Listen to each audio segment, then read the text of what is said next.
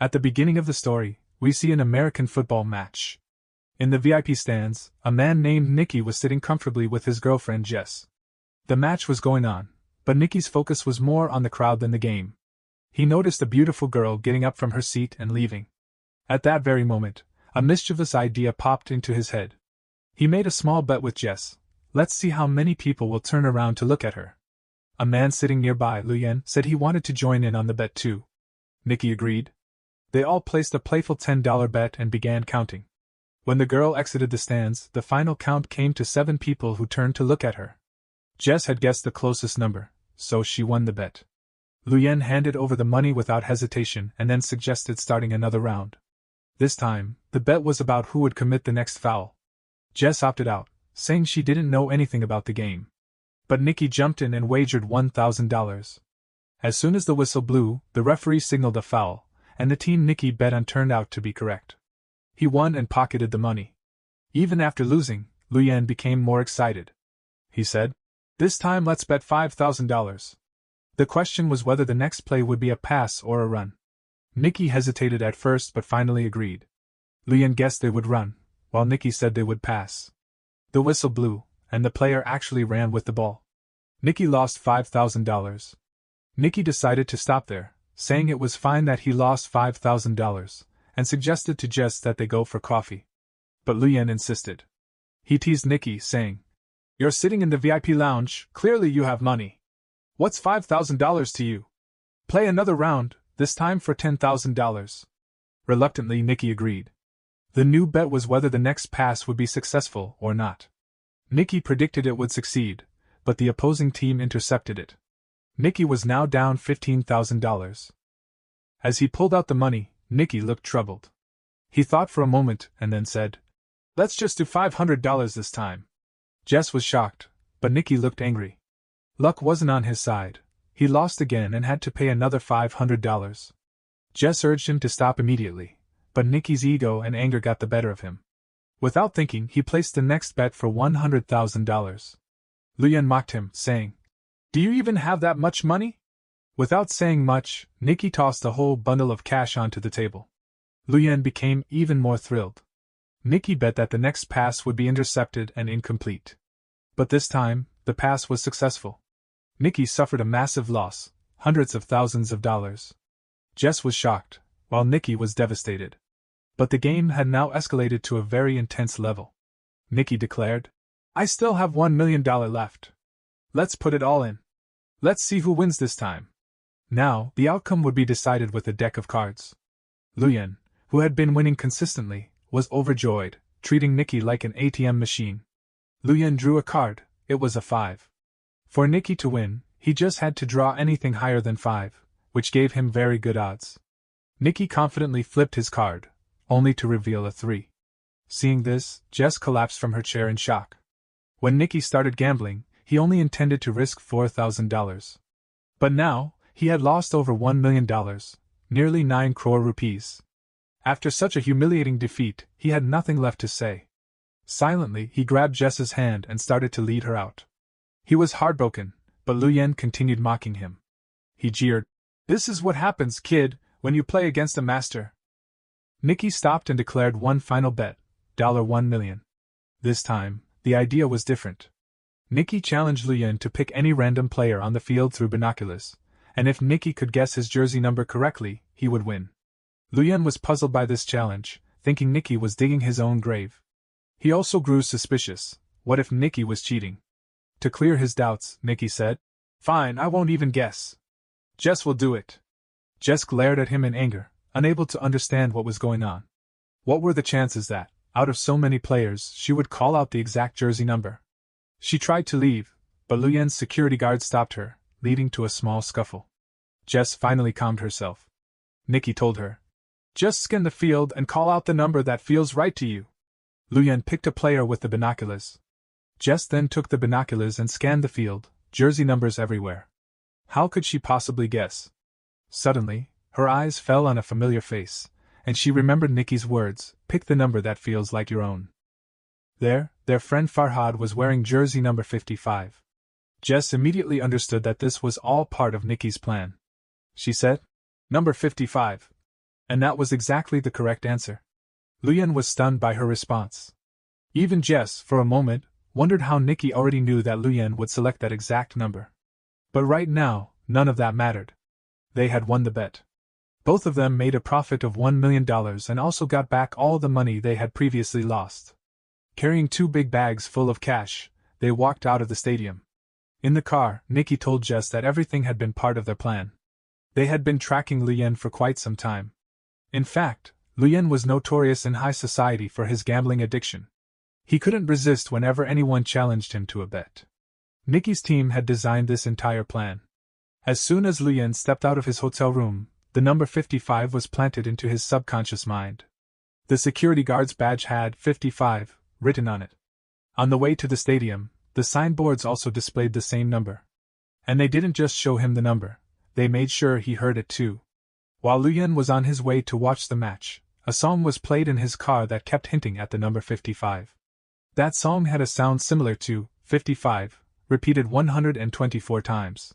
Because of this, Luyan's mind was constantly being pulled toward that number. Along with that, he was also shown a photo of Farhad, creating a visual memory. So, when he was looking through the binoculars, his mind naturally gravitated toward number 55. The moment Jess saw Farhad, she immediately said, 55. Jess wasn't told anything beforehand so that during the entire game, her expressions would remain completely natural, and no one would suspect them. Hearing all this, Jess was thoroughly impressed with Nikki. The story then goes back a few days. Just a few days earlier, Nikki was lying on a bed in a room, and a man had a gun pointed at his head. Sitting beside him was Jess, whom he had only met a few days before. It was clear that Nikki had been trapped by someone. But there wasn't the slightest trace of fear on his face. He said straight away, "I don't have a single penny. If you want to pull the trigger, go ahead." The man with the gun observed his reaction and quickly realized that this was no ordinary guy. He was a player, a bigger con man than them.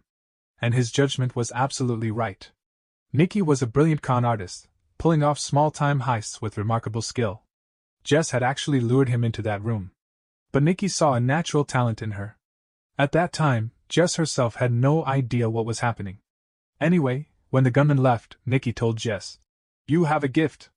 And if you sharpen your ability to con people, you could live a life of luxury without ever worrying about money." Nikki added, "This is a family business for us. My father, his father, all of them were con men. I'm a born hustler. Every trick, every move was just a game for me." Without wasting any time, Jess pulled out some cash and said, "I want to learn from you." Nikki too didn't think it necessary to waste any time.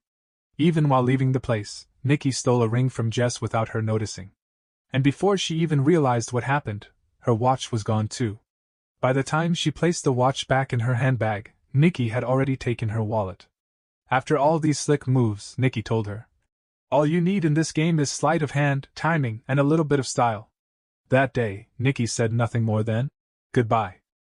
A few months later, Jess tracked him down in the city of New Orleans, where Nikki had started building a new team. Their meeting was actually a test. Nikki wanted to see whether Jess was worthy of joining his crew. When Jess agreed, Nikki sent her with one of his men to a fair. This was Jess's first practical assignment. Holding a map in her hand, she pretended to ask people for directions, while her partner quietly stole a camera lens from a tourist. Then another teammate deliberately bumped into a man, and Jess skillfully picked his wallet. Jess was starting to gain confidence in her pickpocketing style. Using chopsticks, she even managed to take a wallet out of a woman's handbag, and she did it so smoothly that no one suspected a thing. Nikki was watching everything from the top of a building. He told the team, "Leave her alone now. It's her turn to fly." Jess started stealing expensive items one after the other, and with every theft, Nikki's respect for her grew. Soon after, Nikki gave her another big assignment. This time, it was a high-tech fraud. Using special lenses, they could see other people's cards during a game and beat them with ease. Here, there was also a system for stealing credit cards. The card would be stolen and secretly passed on to a teammate, where a device would copy its data before the card was slipped back into the victim's pocket. By the time anyone realized, their entire account would already be empty. Another con they used was a fake ATM machine. Whenever someone withdrew money from the ATM, the machine would automatically store their PIN. Farhad would quietly take that machine away and extract all the data. All the stolen credit cards were sorted into different categories, used to buy luxury items, and finally their data was sold in the black market. One day, Jazz saw a beautiful necklace and tried it on. But Nikki immediately told her to take it off. He strictly explained that everything must be sold, nothing should be kept for personal use. This was the first time Jazz was witnessing such a large-scale scam. Standing amidst piles of stolen goods gave her a strange feeling. The next day, Jazz and Farhad were wandering in a rich neighborhood. Their job was to put on an act. Suddenly, Farhad pretended to faint, and Jazz started screaming for help. "Please, someone help us, please!" This distraction gave the rest of the team the perfect chance to steal valuables from the wealthy people nearby. They all escaped hidden inside an ambulance. The plan was so flawless that no one suspected a thing. That night, the whole crew celebrated. Nikki praised everyone because, in just 1 week, they had earned $1.2 million. The next day, the team was about to split up. All the documents were destroyed, and everyone was assured that their money would be deposited into their bank accounts in a few days. But the older members knew Nikki still had one last mission left. They handed him $1.2 million in cash and warned Jazz in front of him. "Don't go blow it on gambling." The following morning, Nikki took Jazz to the VIP lounge of a stadium. He put on a whole show in front of her, proving how they could make millions in just a few minutes. By this time, Jazz had started falling for Nikki. She believed she was his girlfriend, why else would he be showing her all this? But the truth was, Nikki had only ever brought her into the group for the scam. When everything was over, Nikki handed her just $80 in cash and said, "Goodbye." Jazz looked at him, her eyes filled with tears. Her heart was shattered. On one hand, she had genuinely fallen in love with Nikki. On the other, she felt $80 was too little, especially since Nikki had just made $1 million. But in Nikki's world, there was no place for emotions, and Jazz had finally seen his true colors. Almost 3 years later, we see a race car pulling into a service station, and soon Nikki appears as well. His eyes looked tired, and his face clearly showed that his money was running out. At lunch, he had a meeting with Guriya, the owner of a racing team. Guriya's research team had developed a new algorithm called the XR, but he wanted it improved to increase his chances of winning. For that, he hired Nikki. The plan was simple. Nikki would pretend to be Guriya's chief engineer. Then, they would stage a fight between him and Guriya, making it look real so that rival teams would fall for their trick. After that, Nikki would sell a fake version of EXR to the rival team, while Guriya's team would secretly use the real one to guarantee victory. According to the deal, Nikki would get €1 million for the job, and he could also keep whatever money he made from selling the fake system. Nikki thought it was child's play. Such a simple scam, he could pull it off in his sleep. But Guriya's butler didn't trust him at all. He straight up threatened Nikki. "If you mess up even once, I'll put a bullet right through your chest." That evening, Nikki dressed in a tuxedo and went to a party. The plan was to stage a fight in front of the crowd. But the whole plan fell apart the moment Jazz walked in, wearing a stunning red dress, walking down the stairs, and going straight into Guriya's arms. Nikki was stunned. He hadn't seen Jazz in 3 years, and now she was with someone else, the very man who had hired Nikki. Jazz calmly walked up to Nikki and said, "I'm not a con artist anymore. Whatever happened 3 years ago doesn't matter now. Guriya doesn't know anything about our past, and it's better if it stays that way." Hearing this made Nikki's blood boil. He downed his glass of vodka in one go. Before, he only had to pretend to fight. Now, he was genuinely furious at Guriya. In front of everyone, he created a huge scene. The rival racing team loved the drama. Soon, security threw him out of the party, but not before he got his hands on the rival team's business card. The next morning, Nikki met the owner of the McLaren team. He got straight to the point. "It'll cost you €3 million. I'm selling the EXR system." The car owner had no shortage of money, so there was no need for bargaining. They immediately tested it on the track, and the results lit up the owner's face. Nikki promised that the full software would be delivered within 48 hours. Meanwhile, Jazz met Farhad on the street. Farhad had been sent by Nikki. He told Jazz that Nikki's disappearance 3 years ago had been necessary. They had no other choice. He said that Nikki still loved Jazz. Farhad gave a box to Jazz, and inside it was the same necklace that Jazz had liked. There was no guarantee whether it was real or fake, but that didn't matter. Seeing that necklace melted Jazz's heart. Out of her mouth, she said that she couldn't trust Nikki, but her eyes told a different story. She still felt something for him. Anyway, soon the day of the deal arrived, and Nicky handed the software over to the owner of the McLaren team. In return, a heavily built man placed €3 million in his hand. But Nicky's nature was such that he never worked without risk. He secretly sold a copy of that software to every racing team. With every handshake came new euros, millions exchanged hands. Until the race began, no one realized that everyone had the same system. That night, instead of running away, Nicky messaged Jazz. If she arrived on time, the two of them could escape together. Nicky waited, but no one came. At the very last moment, when he was about to give up and leave, Jazz showed up. But it wasn't time to escape yet, because just then the same muscular man who had given him €3 million on behalf of the McLaren team appeared before Nicky. In fact, he was Guria's man. He had now found out the truth, that Nicky hadn't sold fake software but the real one. He wasn't interested in Guria's mere €1 million. Now, fully geared up, he deliberately rammed Nicky's car. After a deadly accident, Nicky and Jazz were captured. They were tied up, and all the cash was laid out before Guria. Guria was furious at Nicky's actions. He had invested €40 million in building this program, and now it was all wasted.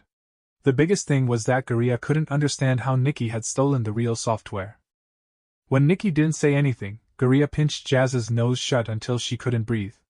Seeing this, Nicky broke down. He revealed everything, that he had rekindled Jazz's old love for him and tricked her into wearing a necklace. Inside that necklace was a special chip. As soon as Guria opened the software, Nicky stole his password and data through that necklace. Hearing this, Jazz's heart shattered. Tears rolled down her eyes. But Guria and his men laughed. They liked the story, but they didn't believe Nicky's words. Guria revealed that Jazz was never really his girlfriend.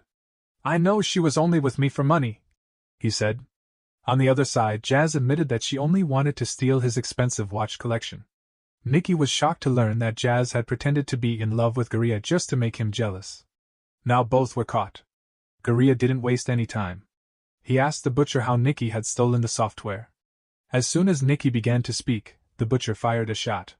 The bullet went straight into Nicky's chest. Guria's face turned pale. Panicking, he told the butcher, "Money can be earned again, but if I get jailed for murder, my life is over." He immediately threw the butcher out and ran away from the warehouse. Jazz was crying uncontrollably, but the butcher told her not to be afraid. In reality, he was Nicky's man, in fact, his father. His real father. He had deliberately shot near Nicky's heart, not through it. He sealed the wound with tape, drew out the blood with a syringe, and stabilized the air pressure in his chest. Suddenly, Nicky opened his eyes again. He was still alive. This act was a bit crazy, but it worked. With a pile of cash behind them, the three of them escaped. Nicky was actually an orphan, and it was this butler who had raised him. He had taught Nicky all these thieving skills. The rule was, never get emotional. But now, Nicky had truly fallen in love with Jazz. The butler dropped the two of them at a roadside and left with all the money. Nicky was left with nothing. But on the way to the hospital, Nicky noticed something. Guria's €200,000 watch was on Jazz's hand. The two looked at each other and smiled. With such tricks and sleight of hand, they would never go hungry anywhere in the world. If you liked the video, hit the like button and subscribe to the channel. See you in the next